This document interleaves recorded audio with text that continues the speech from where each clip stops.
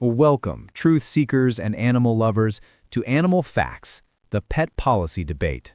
Today, we're diving headfirst into a topic that tears communities apart, divides families, and has ignited a firestorm across the pet world. Forget the gentle purrs and playful barks for a moment, because we're talking about a policy so radical, so profoundly impactful, that it could redefine our relationship with our beloved companions forever. I want you to meet Sarah. Sarah is a mother of two. Her son Ethan is 8 years old, and he has severe, life-threatening allergies. The family's emotional rock, their lifeline, was a beautiful, non-shedding, purebred poodle named Winston. When Winston passed away last year, the silence in their house was deafening. Ethan's anxiety flared up. Sarah needed a new poodle, a known quantity, a companion with a verifiable genetic history that wouldn't send her child to the hospital. She found a responsible, licensed breeder who spent 2 years carefully screening for health and temperament. Sarah was on the waiting list. Now imagine a law passed today that makes that breeder, that one lifeline for Sarah's family, a criminal. All commercial breeding, illegal, poof, gone. Sarah's only choice is the city shelter. She goes down there, desperately seeking an allergy-safe dog. What does she find? An overcrowded kennel. Pit bulls, labs, mixed breeds, but no poodle, no verified health checks, and no guarantee for her son. So is Sarah forced to choose between her child's health and a law designed to save other animals? That is the emotional, life-or-death choice at the heart of today's controversy. Should all commercial pet breeding, not just the notorious puppy mills, be made illegal to prioritize shelter adoption? Let's start with the hard, undeniable truth that fuels the pro-ban movement. It is the anger, the fury of the people who see the end result of our current system. Right now, as you listen to my voice, a volunteer somewhere is walking a perfectly healthy, gentle dog to the back room. That dog is wagging its tail, looking up with trust, and in 5 minutes, it will be gone. Why? Because the shelters are drowning. The American Society for the Prevention of Cruelty to Animals confirms that annually, around 1.5 million dogs and cats are killed in U.S. shelters. Not sick, not vicious, just surplus. Think about the math, the betrayal of the math. A reputable breeder is celebrating the birth of 6 gorgeous $3,000 purebred puppies. But those 6 puppies represent 6 homes that will not go to the 6 shelter dogs that are scheduled for euthanasia this week. Proponents of the ban call this a moral obscenity. They argue that celebrating a new life while ignoring one already in desperate need isn't love. It's consumerism masquerading as compassion. The mandate is simple. Stop the supply, save the existing demand. They want to close the faucet. They argue that until pet stores and legal breeders are forced out, until adoption is the only initial choice, the cycle of death will never, ever end. They say if you truly love animals, you can't justify creating more. The stakes are 1.5 million lives a year. That's a genocide by neglect, and only a radical ban can stop it. Now let's pivot to the con side, the argument fueled by fear. The fear of chaos, the fear of the black market, and the fear of losing control over the very welfare we seek to protect.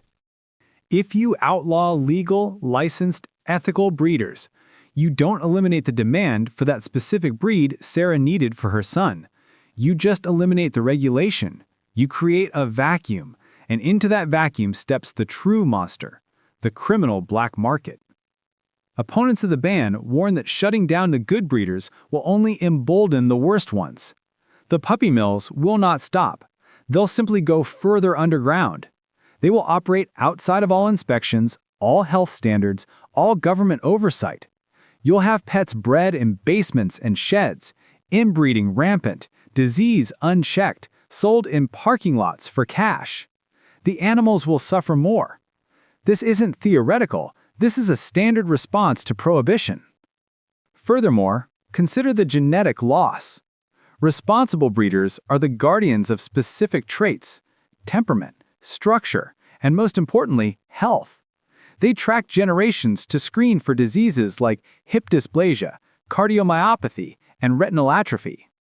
If you eliminate them, that crucial genetic data is lost forever. You could inadvertently condemn entire breeds to health catastrophe. The con-side's brutal question is this: are we willing to sacrifice the long-term health and safety of the pet population just to feel good about shelter stats right now? The ban, they argue, is a feel-good policy that will result in sicker, more abused animals falling into the hands of criminals. Let's look at two places where this policy has been tested, revealing starkly contrasting outcomes and leaving our core question unresolved. First, we look at Massachusetts.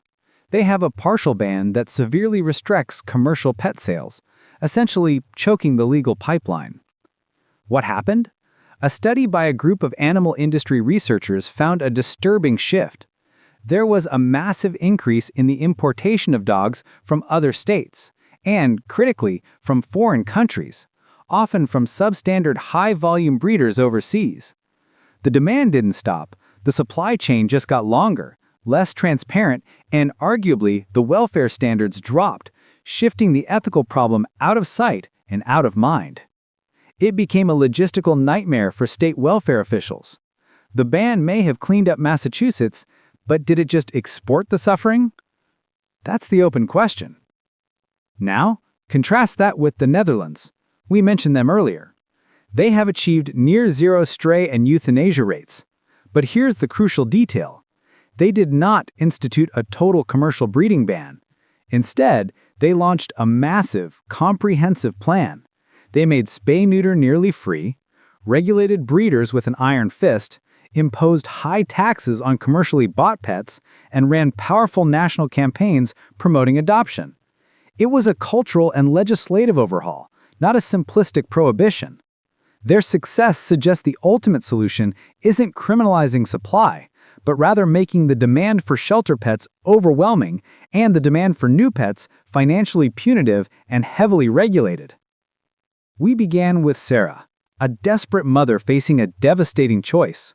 We saw the 1.5 million shelter animals whose lives demand action, and we heard the chilling warnings about the black market and the collapse of genetic health.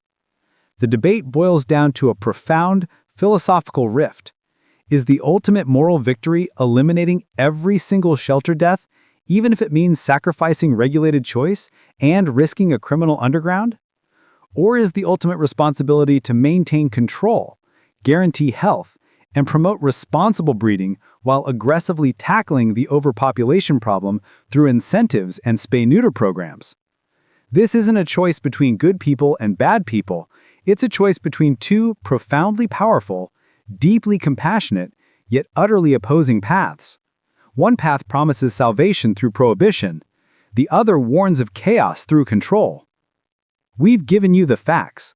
We've given you the stakes. Now, the loop is closed on Sarah's story, but the debate is wide open. Where do you draw the line? Are you ready to ban all breeders? Or is there a more complicated, more effective, and ultimately a more humane answer?